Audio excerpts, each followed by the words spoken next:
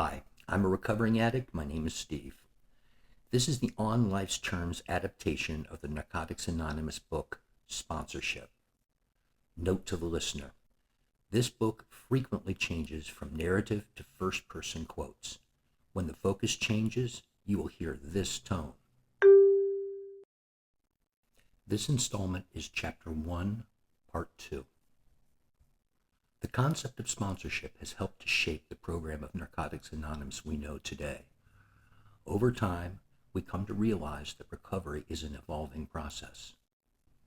We may try to go it alone through some of our life challenges.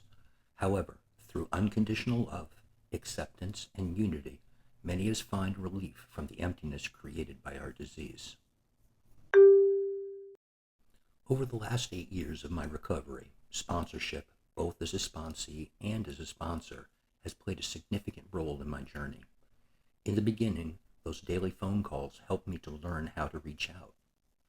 The frequent ups and downs of early recovery had me all over the place emotionally, and that commitment I made to call my sponsor every day helped in easing that roller coaster ride. Nothing else made me feel as accepted and loved as did the support of my sponsor. My sponsorship relationship has changed over time. When I was new and lost, my sponsor gave me clear directions and lots of love. When she persevered through my obsessively long fifth step, she was gentle and told me I did a great job. She supported me when I changed careers, and later in my recovery, we became friends. Sometimes we get together just to have fun. Now I look to her for advice and encouragement to keep taking risks and growing up. Today, when she's having a hard time, she rings me to cry. Sponsorship can offer the help we so badly need, but may be afraid to ask for when we first get clean. Getting clean and going to NA does not automatically mean our lives will become trouble-free while our problems fade quietly away. If it were that simple, the rooms of Narcotics Anonymous could not contain the multitude of people who would be seeking recovery. The years we spent practicing self-destructive behavior and living in self-imposed prisons of fear, self-hatred, and hopelessness made many of us angry and distrustful. These old habits do not just go away by magic. Recovery is often a painfully slow process. If we want to get better, we need to make an effort to be honest, open-minded, and willing. Working with a sponsor can make it easier for us to learn this new way of life. I cannot express the importance of my first sponsor, that very first person who was prepared to listen to me and let me cry over the telephone. It was so important that he did not judge me and that he was able to understand how I felt through his own experience. Here was someone to guide me in my darkness, offering a hand that reached down into my personal hell and helped me to stand on my own again. I know that having a sponsor is vital to my recovery. For me, the biggest benefit of having a sponsor is that I get a chance at learning how to live life through the 12 steps. I have leaned on my sponsor for advice and help when I just didn't know what to do next. I'm sure my sponsor is not aware of the number of times and ways he has helped me over the years. Cautiously letting down our defenses, we reach out to another addict and begin to break the patterns of emotional isolation and false independence that have marked our lives for so long. We learn that it's possible with the help of others to accomplish what we could never do alone. We now have the opportunity to experience for ourselves the therapeutic value of one addict helping another. Being a very independent and self-sufficient addict, I have learned a lot about the need to use my sponsor and ask for help. It is not always easy, but I do it. My sponsor has shown me so much compassion, love, and tolerance that I'm trying to pass along those spiritual principles to my sponsees. What struck me the most with my first sponsor was that for the first time, at age 42, it was okay to have an intimate relationship with another man. I was able to let him in and to let him get to know me well so that he could confront me whenever I acted out. It was okay to tell him I loved him and needed him in my life. Sponsorship, for many of us, can be our first relationship involving trust and intimacy. That is, real honesty and closeness with another person. Some of us feel a bond of trust with our sponsor or sponsees right away, while others build trust through our honest sharing over time. We can learn how to build, rebuild, and heal relationships. The sponsorship relationship often offers support through empathy and unconditional love. This bond can help to free us from the isolation and distrust that comes with the overwhelming obsession and compulsion of active addiction.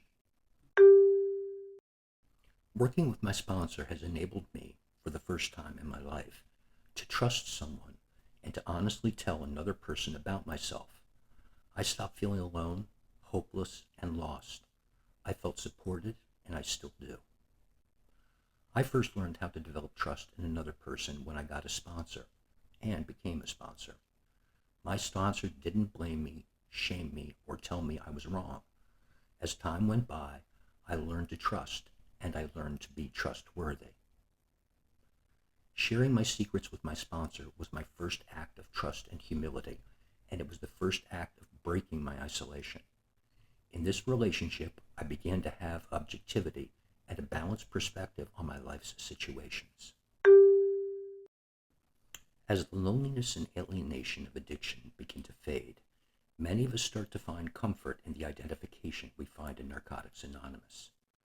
The relationship between sponsor and sponsee can become a mutual support system. We experience unconditional love and a connection with other people. We begin to appreciate the generosity of spirit, companionship, and responsibility that this relationship generally offers. The skills we learn in sponsorship can give us the ability to participate in our own lives again. For some of us, this is the first time we have the opportunity to become part of society. We may find jobs, go back to school, reunite with family and or friends, and realize lost dreams. Today, sponsorship has evolved to a much deeper level than I ever dreamed it would. Step writing has been a very important part of my recovery, and the love and care shown to me by my sponsor when going over the steps has helped me tremendously in areas of honesty and trust. The bond we have as a result of working the steps together has been very powerful. When I first came to NA, I felt that no one could understand the intense feelings of desperation, hopelessness, and shame I was experiencing. At my first meeting, I met a man who would soon become my sponsor. He handed me a pamphlet and asked me to read the part, "Who is an Addict?" As I read, I began to feel that piercing chill of heart that I had carried for so long subside. That simple suggestion from a fellow addict was the beginning of a deep and loving relationship with mutual respect and honest sharing. I couldn't understand why my sponsor was so happy and content with the little things he had in life. He told me that it was more important to contribute than to demand. Later, I realized that this was the key to becoming part of society. Our work with sponsors and sponsees often helps to give meaning to many of our experiences, both past and present.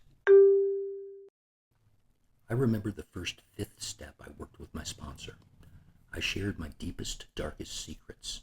I thought my sponsor wouldn't want anything to do with me.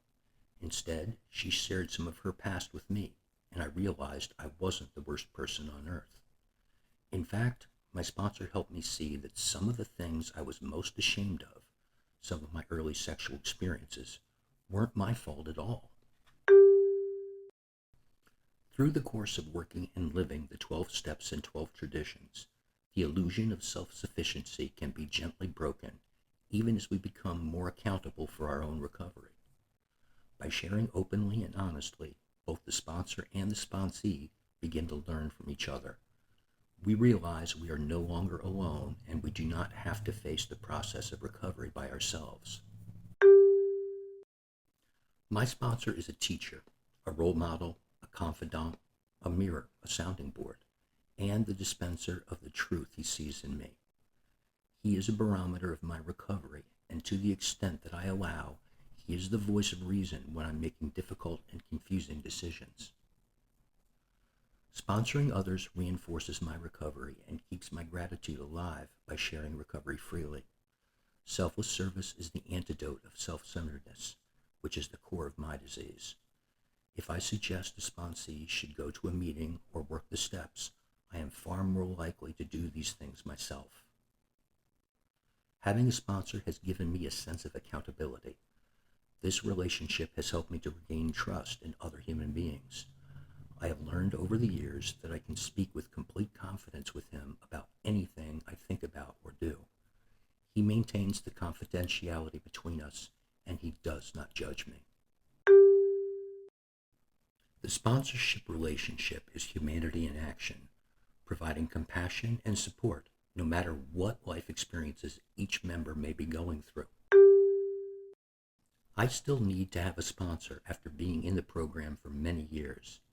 Today, the topics are not so much how to stay clean, etc., but more about the everyday problems that crop up as a result of being and staying clean. I often find out that I still believe in the illusion that being clean means automatically leading a life without problems. And usually I find out through a talk with my sponsor that I have a normal life, just like anyone else who is not taking drugs. During our active addiction, the only commitment most of us had was getting and using more drugs. In NA, many of us make a commitment to work with a sponsor and often, in later recovery, a sponsee. We are no longer running from our responsibilities. Following through with our commitment to our sponsorship can help us feel the self-worth that comes from facing our fears. Asking someone to be my sponsor was a big commitment for me. It meant I was going to give more than lip service to my recovery. I was going to ask someone to commit to me, and that was scary. I had so many issues with trust, but in the end, I realized my biggest issue was with courage. My commitment to sponsorship has helped me develop into a loving, trustworthy, and supportive person. Before assuming the responsibility as a sponsor, I was selfish, self-centered, and self-seeking. As a result of my work with people I sponsor, I have discovered the true meaning of commitment. Today, I am committed to the people I sponsor. I show up to share their joys and sorrows, to listen with an open mind and open heart, to love unconditionally, to accept and respect them just as they are. Most important is my commitment to guide them through the steps and support them in the process of recovery. Sometimes the sponsor-sponsee relationship can be challenging. Misunderstandings can develop, feelings may get hurt. For one reason or another, we may feel our needs are not being met. However, most of us discover the emotional and spiritual healing that could come from sharing with the sponsor-sponsee is well worth the effort.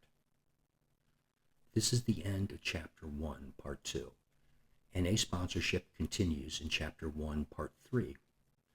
I'm a recovering addict named Steve.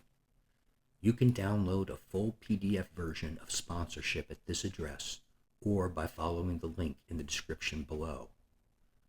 To purchase a copy of this book, or for free literature and to find a meeting in your area or online, go to na.org. Again, that is na.org.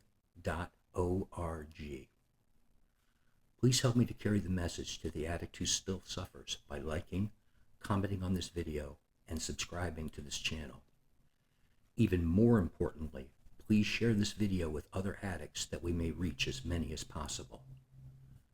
Any feedback or suggestions you might have would be greatly appreciated. I can be reached at onlifestermsvid@gmail.com. Again, that is onlifestermsvid@gmail.com. Thanks again for listening, carrying the message, and keeping the promise alive.